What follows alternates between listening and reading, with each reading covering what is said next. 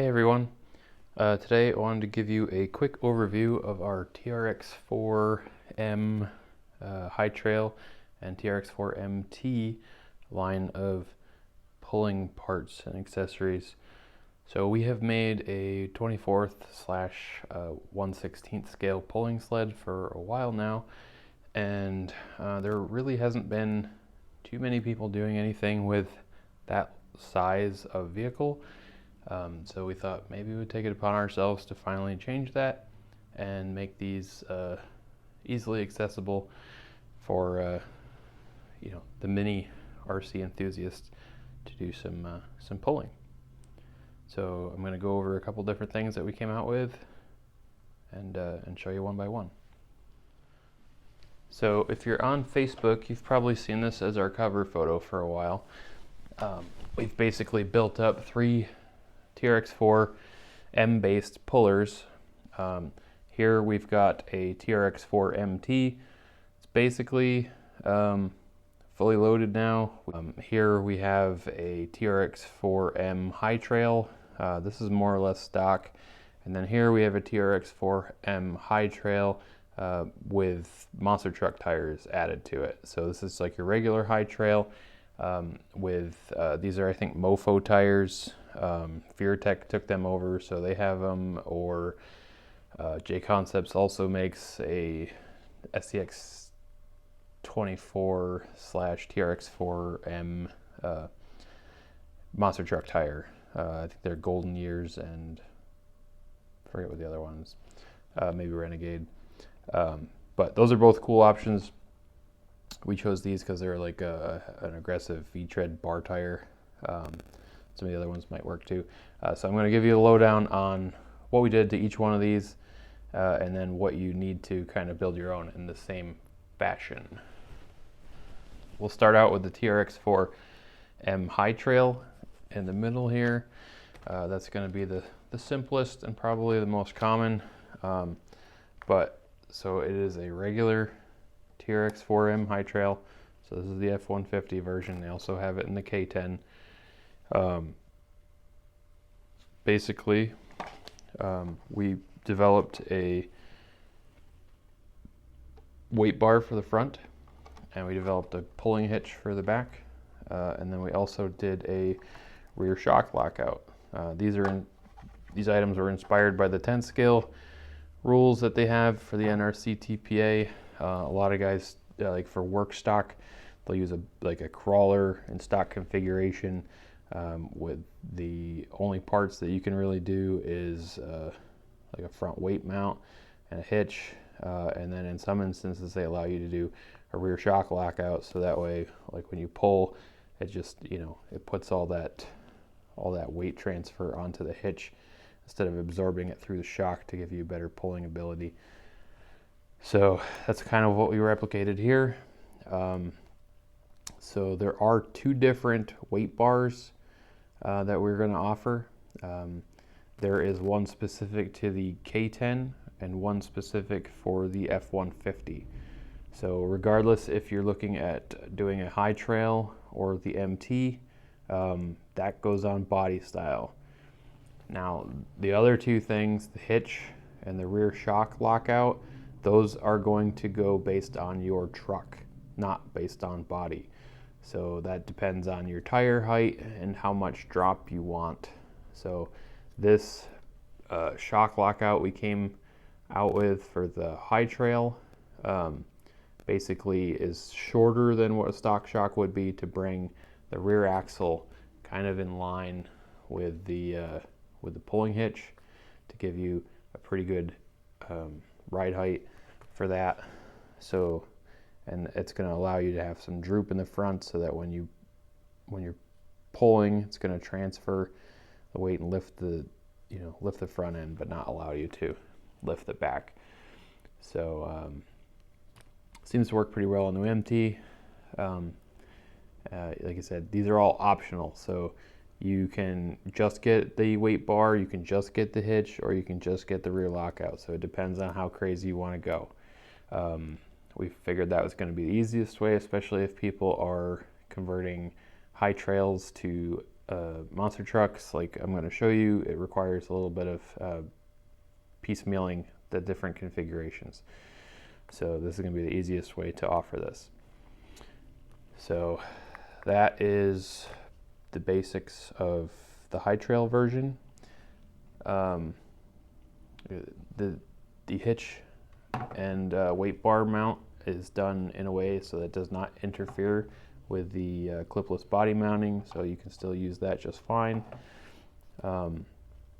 Also, I guess while I'm showing you the initial one here, we also came out with these suitcase weights. These are a little bit blemished. The ones that we are offering for sale retail are cleaned up and look really nice, so just take that into consideration when you're looking at this. And this is the prototype truck. So we came up with this length bar, which ends up working out pretty well. You can fit a total of 12 suitcase weights, and we are offering that in a set of 12, and you get 11 thick ones and 1 thin one. And the reason for that is the distance between the chassis rails doesn't allow you to have a perfect configuration of all thick ones. So when you buy a set of 12, there's going to be that oddball, so we just stick it in the middle. Or if you don't want this much weight, you can certainly buy just singles in either the thin or the thick version. So those are going to be available as well.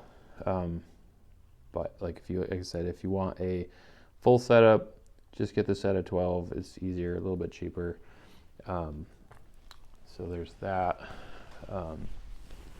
Next, we'll probably cover the high trail that was converted to a monster truck. So again, this is a K10 high trail. Same thing. We did a weight bar in the front and a hitch in the back and the rear lockouts. And the only thing we changed different on this is it's running those mofo tires. So that gives you a little bit bigger ground clearance. So this being the K10, we've got our K10 specific front weight bar mount, and then we have the rear lockout and hitch. Don't mind this being white. Factory ones are black. Again, this is a prototype. This is going to use the MT height hitch, which is going to be the 45 millimeters. So it's going to drop at 45 millimeters, whereas the original TRX4M high trail is going to be just a 40 millimeter. So again, it depends on the size of your tires. And then this is using the standard lockout for the high trail, and that's 48 millimeters. So we'll write that in the description of the hitches and the lockouts to figure out which version you need. Or you can measure with a set of calipers and decide if you prefer one style or the other. Maybe you want your hitch to ride a little lower or a little higher, depending on your vehicle. But this is a great option if you already have a TRX4M high trail and you want to just make it into a monster truck. It doesn't have the chassis and the dual shocks like the MT does, but I know there's a lot of people out there with high trails. Maybe they're collecting dust, maybe you want to make it into a puller. You don't necessarily want to buy an MT. I do think the MT is cool, so we'll go over that next. The MT, I think, is probably the most, badass version of this pulling truck that we could have dreamed up. And the base is the same as the high trail, right? So it uses this like a similar style ladder setup. It uses similar style bumpers. It uses similar bodies. So this is our K10 version, and this one we have modified. So a couple things with the MT that set it apart from the regular high trail is that it has 8 shocks instead of 4. Only 4 of those are oil filled. So probably what I would do is set it up like we have ours. We locked out the rear. We have a separate part number just for these. They are a little bit shorter to drop that wheelbase down, or to drop that ride height down and get the axles a little bit more level instead of really pitched angle, like we do with most of the 10 scale work stocks. A lot of guys with those have like a chassis drop, which is effectively what Traxxas did here. There's a couple things that we did a little different on the MT than we did the High Trail, mainly because of the chassis setup that they have. It kind of drops down, gives it a more monster truck feel. It's got way more droop in the center, lowering the chassis. And then they use 8 shocks instead of 4. So you gotta do things a little bit differently. And the shocks are the same length, but with the stance of this, to get it a little bit lower and to make the axles a little bit more level to the ground, we decided it probably needed to be lowered a little bit to give it not so much a monster truck stance. So what we did is we have a shock drop. Well, it's more like a lowering kit for the front shocks that will allow it to fit underneath here. You can't do it in the back unless you cut the bed out. Some people might be into that. We decided not to, so what we did is we just did the lowering kit for the front. It just bolts up straight to your chassis rails, M2 nuts on the inside of that, and then M2.5 hardware for the upper part. And then we locked out our rears at a shorter length than what the shocks are. So basically what we've done is leveled this thing out at a lower stance than it comes with from the factory. And it's to increase performance, lower the center of gravity. And what I would do, since this truck ships with 8 shocks but only 4 of them are oil filled, if you run the lockout, just switch your oil filled ones to the front. It's going to give you a nice plush front when you go to hook onto the sled. So this has our longer hitch in the back, and then the shorter set of rear shock lockouts. Those are sold in a set of 4 specifically for the MT, so it should be pretty easy to bolt right on. Now this isn't part of the video specifying exactly what we're offering, more about what we did to this particular truck to make it a bad to the bone puller. And if you want some performance out of your truck, I would suggest probably doing the same. We are running the EcoPower 640 servo. It's like 30 bucks. It's cheaper than the alternative Traxxas, but it's metal geared. It's a little bit stronger. Running this much weight, we pretty much stripped out the stock servo. We're running the brass EcoPower mount for it that bolts right up very easily for the TRX4M. We are running, we installed, I think they are Trail or Hot Racing, I don't remember, overdrive steel gears in the axles. You pretty much strip out the stock ones when you try to put those under load.